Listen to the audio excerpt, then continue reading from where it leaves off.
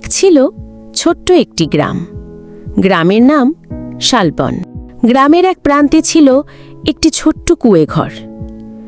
সেখানে থাকতেন একজন বৃদ্ধা। তার নাম রহিনা মাসি। রহিনা মাসির বয়স অনেক, চুল সাদা হয়ে গেছে, শরীর কাহিল, তবুও তাকে সবসময় হাসি খুশি দেখা যেত। গ্রামের সবাই তাকে খুব ভালোবাসত। কারুর দুঃখ হলে, সমস্যা হলে সবাই বলতো, রহিনা মাসির কাছে যাই, তিনি কিছু না কিছু বলবেন। একদিন গ্রামের এক যুবক ইমরান দৌড়ে এলো রহিনা মাসির ঘরে। তার মুখে দুশ্চিন্তা, চোখে জল। ইমরান বলল, মাসি, একটা কথা জিজ্ঞেস করব? রহিনা মাসি হেসে বললেন, কি হলো বাবা? আসো, বসো, বলো। ইমরান দীর্ঘশ্বাস ফেলে বলল, মাসি, আমি দেখি আপনি সব সময় হাসি মুখে থাকেন। জীবনে কত কষ্ট এসেছে, তবু আপনাকে কখনো দুঃখী দেখিনি। এটা কিভাবে সম্ভব? মানুষ কি সবসময় সুখী থাকতে পারে?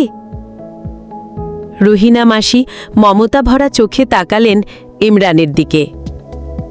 বললেন, না বাবা, মানুষ সবসময় সুখী থাকতে পারে না, কিন্তু আমি শিখে গেছি কিভাবে সুখী থাকা যায়। ইমরান অবাক হয়ে জিজ্ঞেস করল, শিখেছেন মানে? কিভাবে মাসি? রহিনা মাসি কিছুক্ষণ চুপ করে থাকলেন, তারপর বলতে শুরু করলেন, শোনো বাবা, আমি সবসময় এমন ছিলাম না। এক সময় আমারও ছিল স্বামী আর 2 সন্তান। আমরা ধনী ছিলাম না, কিন্তু পরিবারটা ছিল আমার কাছে পৃথিবীর সবচেয়ে বড় সুখ। একদিন আমার স্বামী অসুস্থ হয়ে পড়ল। চিকিৎসার জন্য যথেষ্ট টাকা ছিল না। আমরা চেষ্টা করলাম, কিন্তু কিছু হলো না। তিনি মারা গেলেন। সেই দিনটা ছিল আমার জীবনের সবচেয়ে অন্ধকার দিন। মনে হয়েছিল পৃথিবী থেমে গেছে। আমি ভেবেছিলাম আর কখনো হাসতে পারবো না। ইমরান নরম গলায় জিজ্ঞেস করল, তারপর? রহিনা মাসি গভীর নিঃশ্বাস ফেলে বললেন, তারপর আরও কষ্ট এলো। আমার বড় ছেলে কাজের জন্য শহরে গেল, আর কখনো ফিরে এলো না। খবর পেলাম দুর্ঘটনায় মারা গেছে। তখন মনে হয়েছিল আমি বেঁচে আছি কেন? শুধু ছোট্ট মেয়েটার জন্য বেঁচে রইলাম। কিন্তু একদিন বুঝলাম, আমি যদি সারাক্ষণ কাঁদি, কিচ্ছু বদলাবে না। যারা চলে গেছে তারা আর ফিরবে না। আমি যদি ভেঙে পড়ি, আমার মেয়েটা বাঁচবে কিভাবে? সেই দিন আমি ঠিক করলাম, আমি বাঁচব, আমি হাসব। যত কষ্টই আসুক, প্রতিদিন সকালে নিজেকে বলবো, আজ নতুন দিন, আজ আমি অন্তত একটা ভালো কিছুই খুঁজব। ইমরান আবার জিজ্ঞেস করল, কিন্তু মাসি, খারাপ কিছু ঘটলে তো মন ভালো থাকে না, তখন কি করেন? রহিনা মাসি মৃদু হাসলেন, বললেন, তখন নিজেকে বলি, সব কষ্ট একদিন কেটে যায়। যেমন ঝড় কেটে গিয়ে আকাশ পরিষ্কার হয়, তেমন দুঃখ স্থায়ী নয়। আর আমি যতটুকু ভালো আছি তা নিয়ে কৃতজ্ঞ থাকি। হয়তো আমি সুস্থ আছি, হয়তো কারোর জন্য রান্না করতে পেরেছি, অথবা কারোর মুখে হাসি ফোটাতে পেরেছি। এটাই আমার সুখ। ইমরান বিস্মিত হয়ে বলল, মানে সুখ নিজেই তৈরি করতে হয়?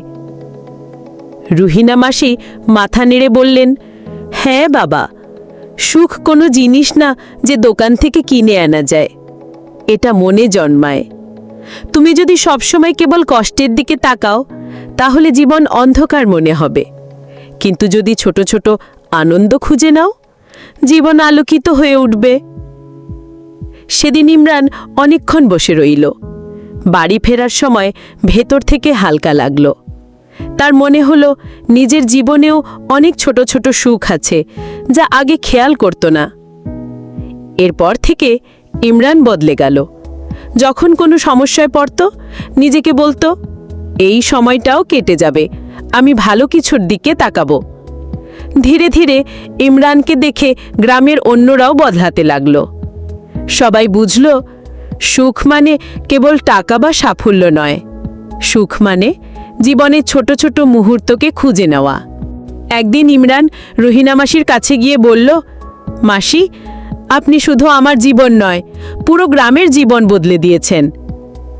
রহিনা মাসি হেসে বললেন, আমি কিছু করিনি বাবা, আমি শুধু শিখেছি সুখ একটা সিদ্ধান্ত, আর সেটাই আমি সবাইকে বোঝানোর চেষ্টা করেছি।